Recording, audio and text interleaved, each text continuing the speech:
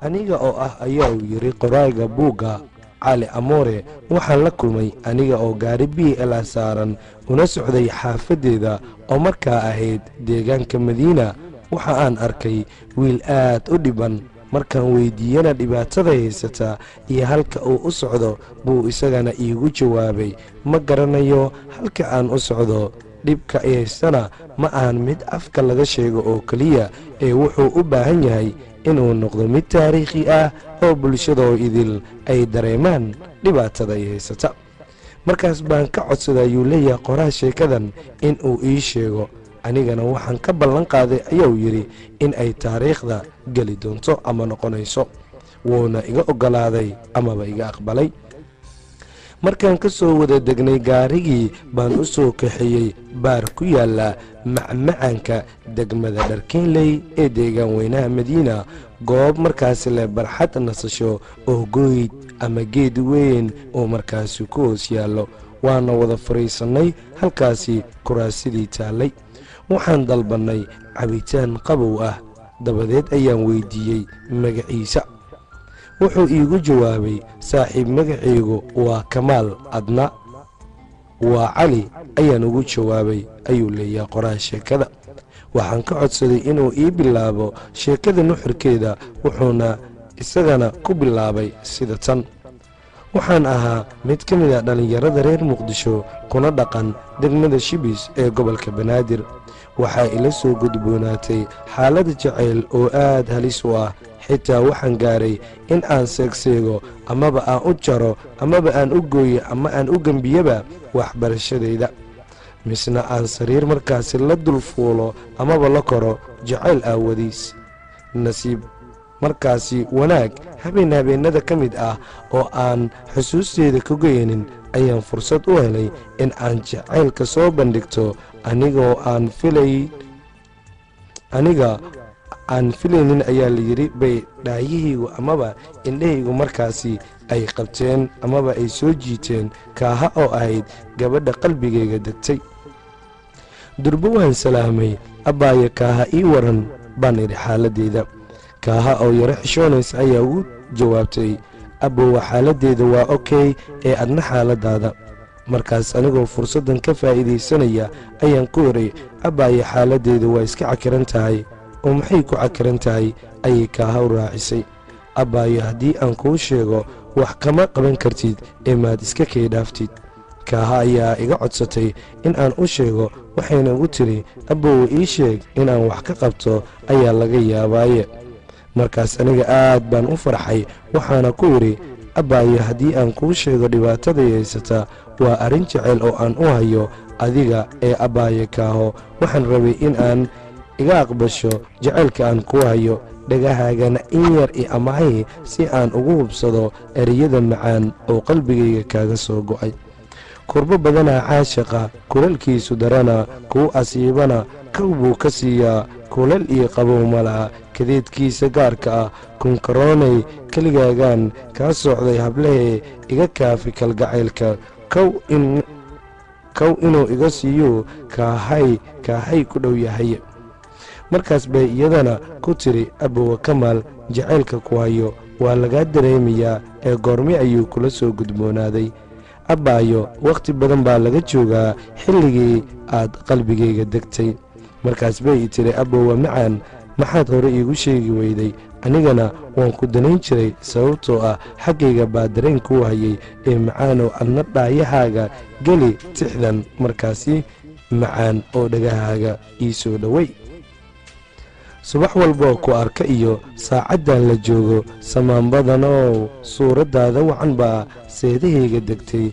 sadriga iyo laabta baan jacaylkuugu sidaa sina kuu iloobi maayo saamaynta cishqiga seeraha markaasi ku maal macaanow habeenkaasi waxa uu ii ahaa habeenkii ugu farxadda badneed ee nolosheeda isoo marta kaaha waxa ay habeenkaasi qalinka ballan iiga qaaday in ay jaceylka ila daadiinayso habeenkaasi qalin ayaana labadeena si wada jir ah markaasi ugu duugnay muddo markaan isdaadiinaynay jaceylka baaxadda weyn oo aan u qaaday kaaha iyadana dhinaceeda aan wax cayb ah ku arkin ayaa maalin maalmaha ka mid ah ayaa cabdirasaaq oo ahaa saaxiibkay oo aan waxba kala qarsan jirin ayaan markaasi u sheegay in aan jeclahay gabar isagana aad buu ugu farxay wuxuuna ugu yidhi saaxiib Kamaal hambalyo baan ku leeyahay gormaad dumaashiday isoo baraysaa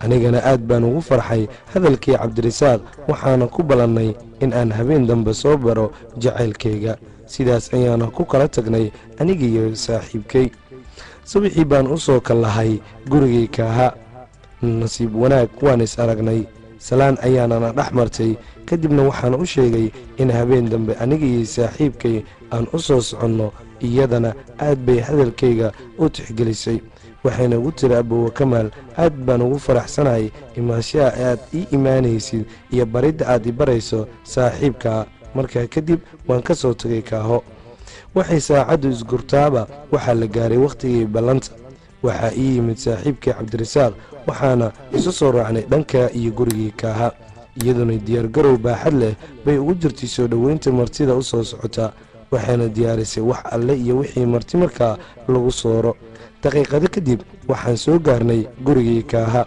waxayna naga codsatay in aan hore u soo gudubno kadib baan wada fadhiisannay qolka fadhiga salaan iyo mismarxabeen ka bacdi ayaan damcay in aan saaxiibkay baro gacalisadeyda balse maxaa dhacay iyagii ayaaba hore isu yaqiinay sida ay ii sheegeen markaas baan cabitaankii iyo af macaansigiiba la gacan qaadnay dabadeed ayaa sheeko goosgoos ah na wada dhex martay saddexdeennaba saacado kadib waan ka soo dhaqaajiyey gurigii kaaho waxaana markaas soo abbaaray amaba aynu soo abbaarnay xaafadaheenna oo aan sidaa uga fogeyn xaafadda kaaho 2 maalin kadib baan telefoon ka wacay kaaha waxaana iga qabtay qof aanan garanayn waxaan ka codsaday inuu iigu yeero kaaho waa la igu yeeray waan salaamay balse waxaa hadalladeeda ka dareemay isbeddel aad u weyn markaan weydiiyey waxa dhacay ayay iigu soo jeedisay in aan ammaan siiyo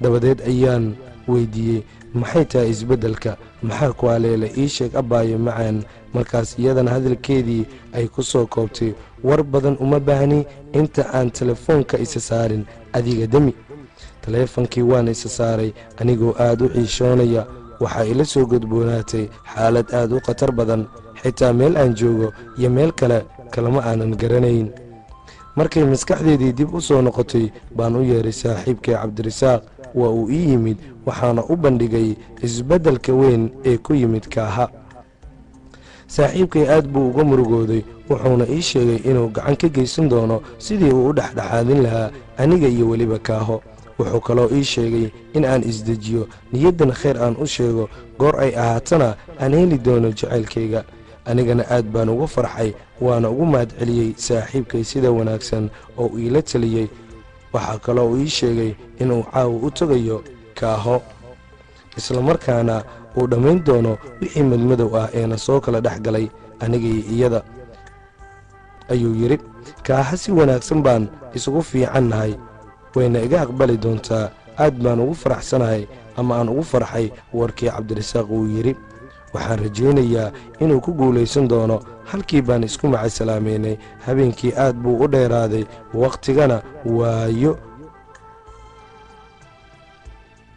wakhti markaasi uu noqday mid aad iugu sii dheeraado oo markaasi muddo ila qaata habeenkaasi wadnihii baa gacanta ku hayay waan iscelin waayey waxaan u soo dhaqaaqay gurigii saaxiibkay cabdirasaaq isagana wuxuu ku maqnaa guriga kaaha anigana gurigiisa baan ku sugayey wax shaki ah ma aysan igu abuurmin isla habeenkii buu gurigiisii igu yimid anigoo fadhiya wuxuuna ii sheegay inuu ku guulaystay anigana aad baan ugu riyaaqay saaxiibkay waxaanan u sheegay inuu igaga fiican yahay walaalkay isagana wuxuu yidhi saaxiib Kamaal waan isku leenahay waxaasna ha u bixin wuxuuna ii sheegay in aan haatan dhaqaajinayo una tegayo kaaho waayo meel bay nagu sugaysay. saaxiibkay iyo aniga waan isa soo raacnay, waxaana soo abbaarnay halka ay nagu sugayeen kaaho ama ay nagu sugaysay. durbadiiba waannu u soo dhowaannay oonu soo gaarnay. kadib ayuu cabdirasaaq na dhexdhexaadiyey aniga iyo kaaho. habeenkaasi oo aan gaaray heer aan farxad markaasi aan la ilmeeyo. markaas bay kaaha igu tiri, aboowe, wax kasta in aan kula wadaago baad igu ogtahay ee tixda macaan bal igahoo. gefka aan geystay ka raali noqo macaanow, maashaha kalgacaylka ma nusqaamo weligii. marwadaada inaan noqdo maankaygaad ku jirtaa, ma hilmaami karo jacaylka. ma isu soo dhowaannaa, mirta ma wada goosannaa, macaantiisa aan dhadhamine. markay tixdaas ii tirisay baan aniga ku dhahay, abbaayo macaan, horay waan kuu jeclaa, haddana waan ku jeclahay, waayo dareemahayga oo idil baad ku wada saaqday. ee gacalisoo iga hano erayadan macaan. fikir baan la jiifay fayskaaga markaan arkay, farxad baa hareeyey. falanqaynta cishqiga faalle inaan ku siiyaa, fahmaddii noloshaa tahay, nafteyda kuu nugul nolol in aan kula wadaago, firaash in aan kula gam'o farxaddeeda weeyaan. halkiibaa saacad kadib isku macasalaameynay. maalmo kadib ayaa waxaa la ii sheegay in kaaha iyo cabdirasaaq xiriir uu ka dhexeeyo, laakiin aniga dhag jalaq umaanan siinin. waxaan u qaatay in dadkani ay yihiin dad doonaya in ay naga dhex faa'iidaystaan. hadallada ugu waaweynaa ayaa layidhi markaasi oo saaxiibkay laga sheegayo baa ahaa in xiriir ka dhexeeyo isaga iyo kaaho. markii ay iga badbadatay baan waxaan go'aansaday inaan cabdirasaaq wax ka weydiiyo arrimaha. isagana wuxuu igu yidhi, saaxiib Kamaal, ma macquul bay kula tahay in aan gabar aad isjeceshihiin kaa baloogo ama aan kaa dulqaado? ma ogtahay in saaxiibtinimadeenna ay ka weyn tahay? ma aniga kula heshiisiin lahaa haddaan kula doonayn?